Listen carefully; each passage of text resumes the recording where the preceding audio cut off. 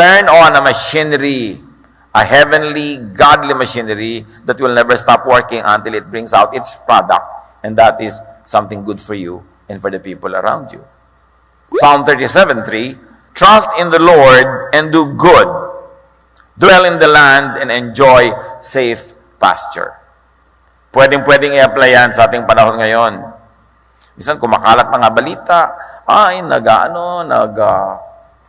bibilihan, nagpapanik buying ang mga tao sa ibang bansa, inuubos nila yung mga tinda sa mga tindahan nila. So naubos, hindi naman naubos kasi wala, kasi hinord nila eh. Yung mga may pera, binili na lahat yung supply, so wala nang mabili. Nagkakaroon tuloy ng artificial shortage. Hindi dahil wala, kundi dahil kinuha na nung iba. Sa takot.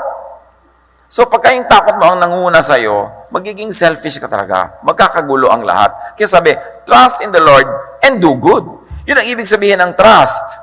You trust to the point that you do good.